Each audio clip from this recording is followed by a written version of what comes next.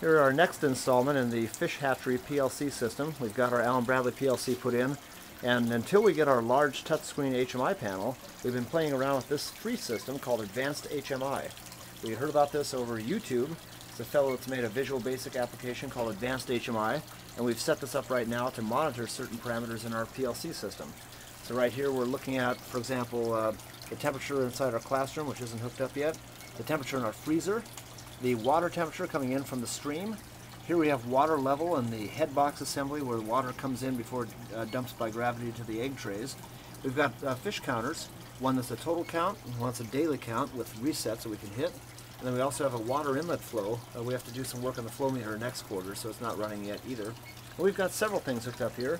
Not a bad system for a free program application. It's a Visual Basic application, so you actually put things together and compile a Visual Basic executable when you're done. And like you can see here, we've got numerical readouts. We also have temperature bar graph type readouts. This water level right here shows up as a black mark inside that vertical bar graph, so it looks like the tank is filling up as the water goes up.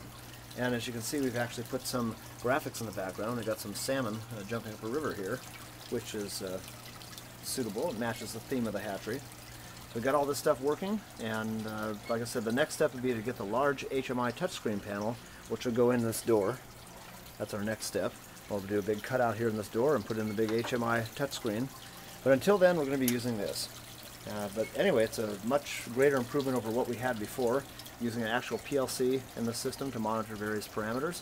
We've got lots of I/O capability. We're not using anywhere near the full capacity of our I/O. We've got a full 16 channels of analog I/O in this PLC, and currently we're only using 5. So we've got lots of room to grow here, plus lots of discrete inputs as well, and even some outputs. So big things to come in the future with this system.